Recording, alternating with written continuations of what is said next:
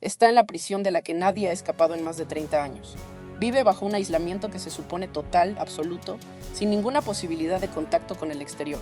Y aún así, un informe confidencial de la Oficina Federal de Prisiones de Estados Unidos acaba de confirmar algo que debería ser imposible. Joaquín El Chapo Guzmán logró burlar ese sistema para hacerle llegar un mensaje codificado a sus propios hijos. Se supone que ahí adentro no entra nada. Ni una carta sin revisar, ni una llamada sin grabar, ni una visita sin cristal de por medio. Y para entender cómo un hombre encerrado 23 horas al día logró romper esa promesa, primero hay que ir al lugar exacto donde se suponía que eso era imposible. Ese informe que muy pocos han leído hasta hoy dice algo que contradice 30 años de discurso oficial sobre el Supermax de Florence, Colorado. Y no es solo un dato curioso sobre una cárcel en Estados Unidos. Es la prueba de que ni el sistema penitenciario más caro y más hermético del país logró cerrar del todo la puerta.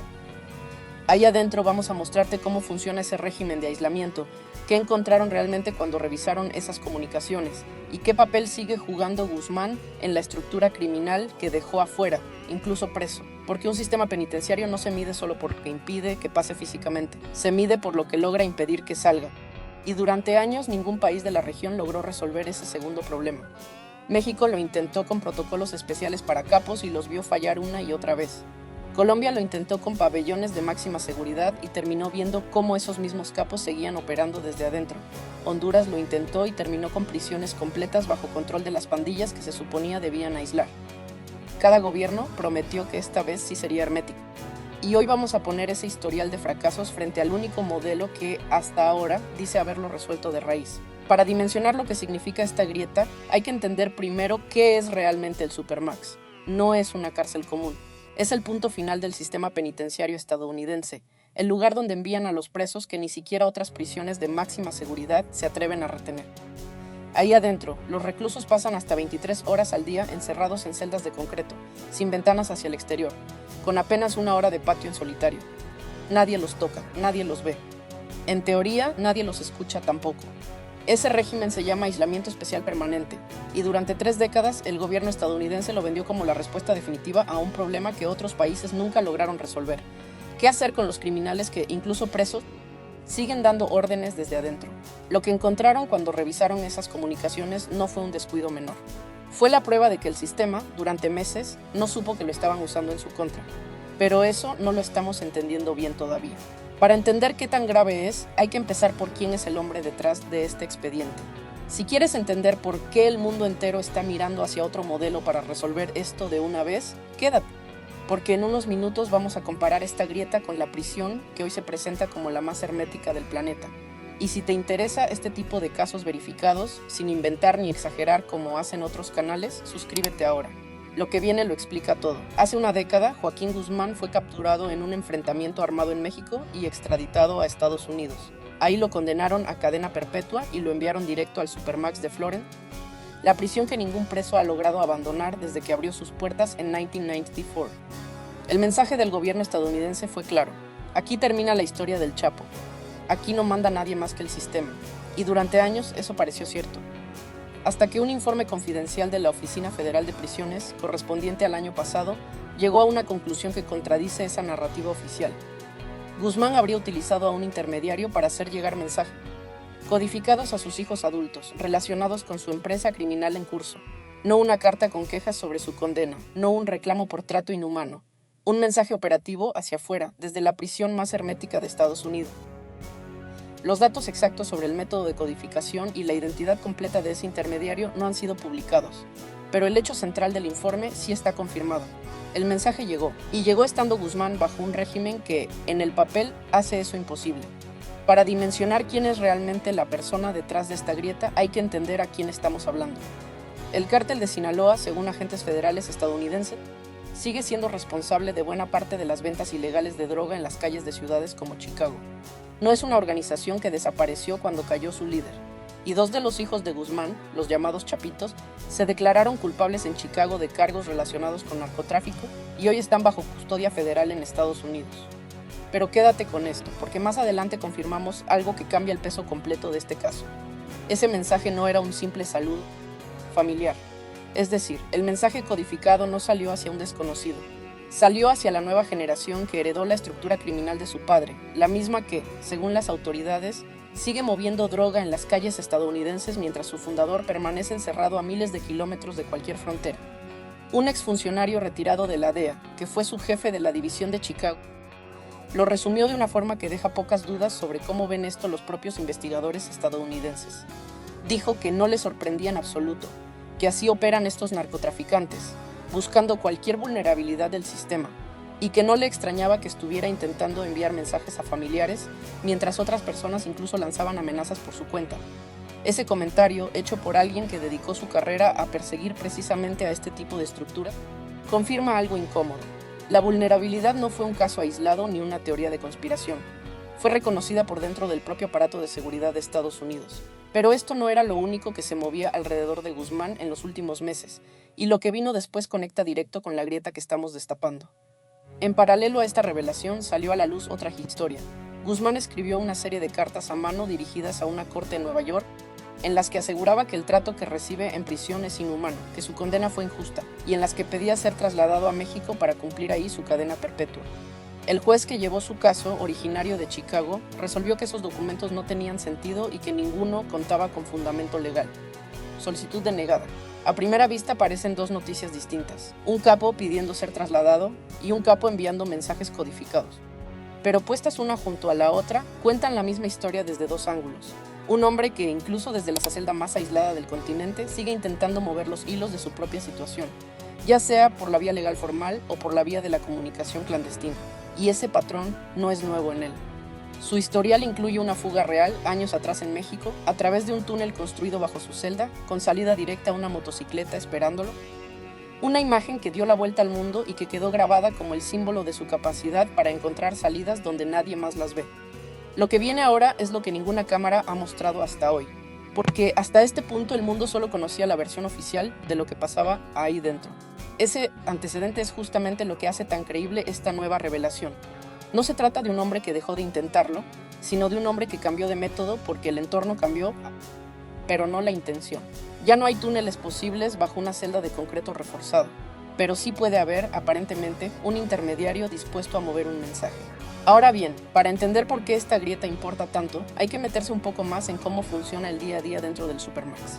Las celdas miden apenas unos metros cuadrados, con muebles de concreto fijos al piso, una ventana angosta que apenas deja ver el cielo, y ningún contacto visual directo con otros reclusos durante la mayor parte del día. Las comunicaciones están, en teoría, completamente controladas. Las cartas se revisan. Las llamadas, cuando se autorizan, se graban y se limitan. Las visitas, cuando existen, se hacen a través de vidrio blindado, sin contacto físico. Es exactamente el tipo de protocolo que otros países de la región llevan años intentando copiar sin éxito, y que hasta hace poco se consideraba, en el imaginario colectivo, la versión más dura posible de una cárcel de máxima seguridad.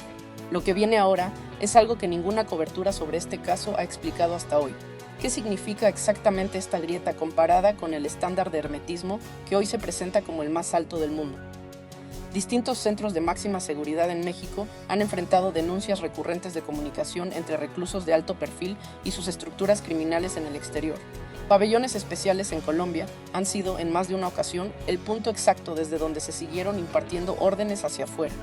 Y en Argentina, escándalos de comunicación irregular en penales de máxima seguridad han salido a la luz repetidamente, sin que el patrón de fondo cambie de un caso a otro.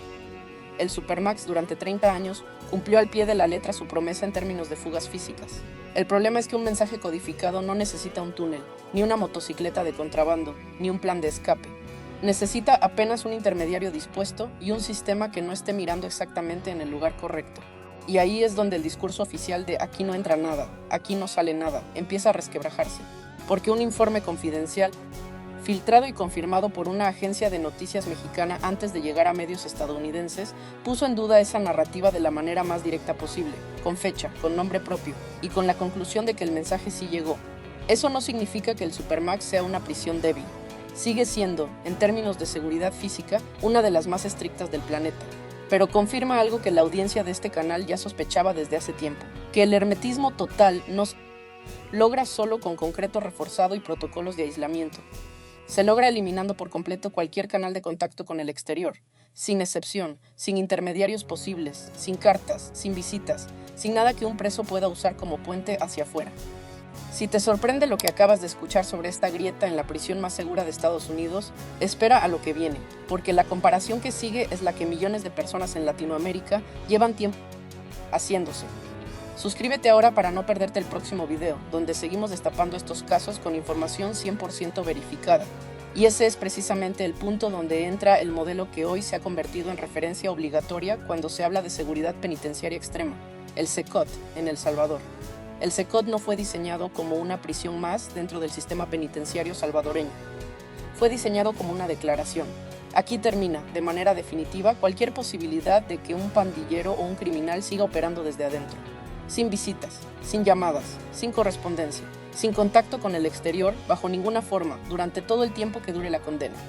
Esa diferencia, que a simple vista podría parecer un detalle administrativo, es en realidad la diferencia central entre un sistema que puede tener grietas y uno que, al menos en el papel y hasta ahora, no las tiene. Porque en el Supermax la grieta no vino de un descuido en la seguridad física. Vino de un canal de comunicación que, por mínimo que fuera, existía, un intermediario, una carta, una llamada, algo que cruzó el filtro sin que el sistema lo detectara a tiempo. En el CECOT, ese canal simplemente no está disponible, porque no hay intermediario posible cuando no hay ninguna vía de contacto autorizada con el exterior. Pero todavía faltaba la pieza que terminaría de confirmar la magnitud real de esta comparación, y esa pieza es la que cambia por completo cómo hay que leer todo este caso. Porque no se trata solo de contrastar un protocolo contra otro, se trata de entender qué representa, en términos prácticos, que el sistema penitenciario más caro y sofisticado de Estados Unidos haya tenido esta fisura, mientras un país como El Salvador, con una fracción de esos recursos, construyó un modelo que hasta el momento no ha mostrado una filtración equivalente.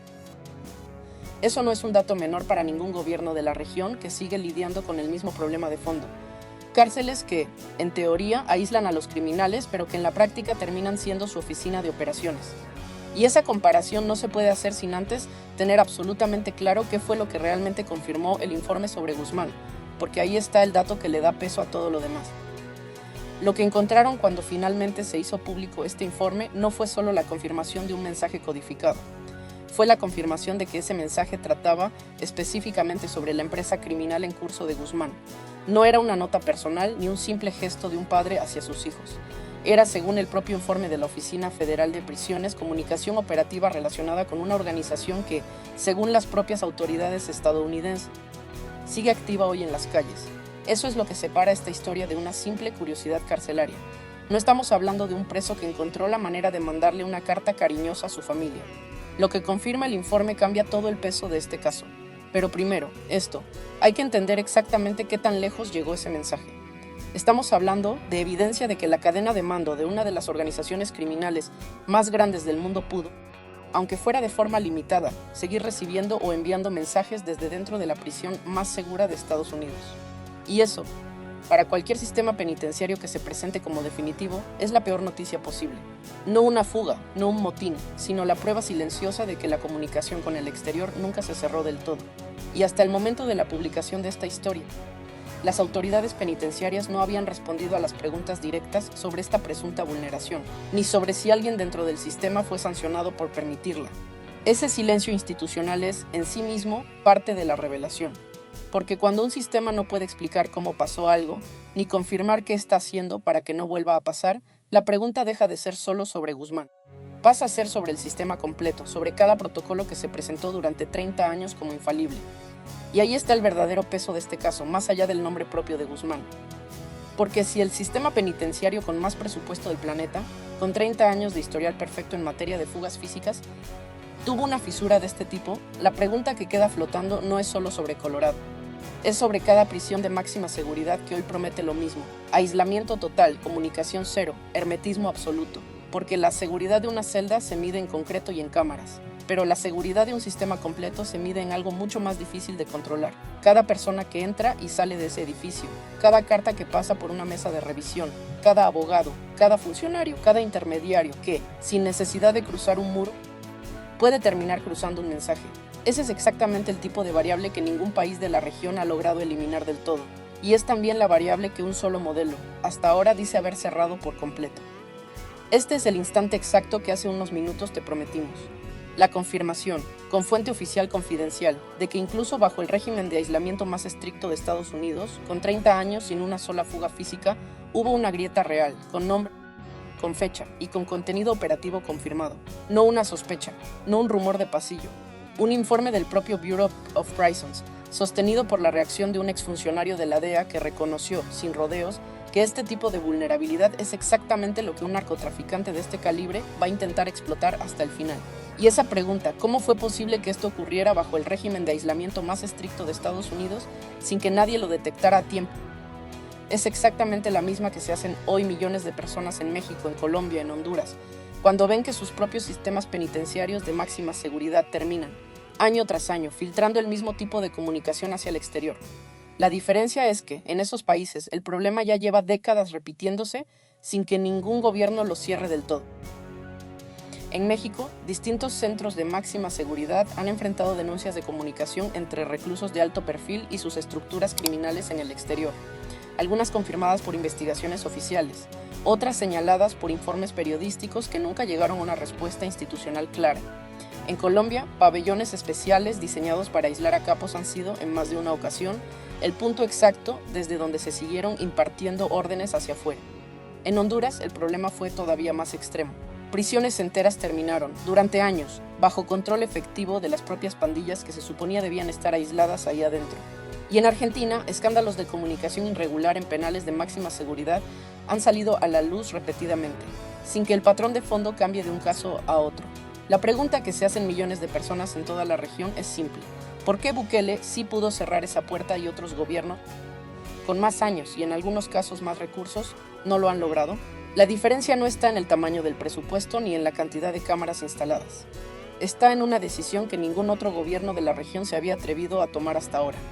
Eliminar por completo, sin excepciones, cualquier canal legal de contacto entre el recluso y el exterior, aunque eso signifique romper con décadas de protocolos considerados intocables. La respuesta parcial que ofrece este caso es honesta, no es solo propaganda a favor de un modelo. Bukele estudió exactamente este tipo de fallas, la manera en que los intermediarios, las visitas y la correspondencia se convertían en el canal invisible que mantenía viva la operación criminal desde adentro, y construyó el SECOT eliminando esas variables de raíz, no reforzándolas parcialmente como se ha intentado en otros países. Lo que ves en esta historia del Supermax, la existencia de un intermediario capaz de mover un mensaje codificado hasta cruzar el sistema más hermético de Estados Unidos, está precisamente en el ADN de lo que el SECOT decidió no permitir jamás. El mundo entero, no solo Estados Unidos, tiene prisiones que se consideran duras, estrictas, de máxima seguridad, pero ninguna, hasta el momento, ha llegado al nivel de eliminación total de contacto exterior que construyó El Salvador con este modelo. Y esa es la razón por la que hoy, cuando se habla de seguridad penitenciaria extrema, la conversación termina siempre en el mismo lugar. Ahí adentro, en el SECOT, las luces nunca se apagan. Los muros no tienen ventanas hacia afuera. Los uniformes son blancos, impersonales, todos iguales, pensados para borrar cualquier jerarquía que un pandillero o un capo pudiera intentar reconstruir desde su celda. Las cabezas rapadas, el silencio constante, la ausencia total de contacto físico con el exterior, todo apunta al mismo objetivo: que ningún mensaje, codificado o no, tenga jamás la oportunidad de salir. El que antes decidía quién entraba y quién salía de su territorio, el que antes movía estructuras criminales completas con una llamada o una carta, ahí adentro ya no decide ni cuándo se enciende la luz de su propia celda. Y frente a ese contraste, la historia que empezó esta noche con un informe confidencial sobre el Supermax termina planteando la pregunta que de verdad importa, la que queda abierta para que cada quien la responda con lo que acaba de ver. ¿El SECOT o el Supermax? ¿Cuál es realmente la prisión más hermética, la que de verdad no deja pasar nada? Déjenlo escrito abajo, en los comentarios, y cuéntanos qué modelo penitenciario crees que debería copiar tu país.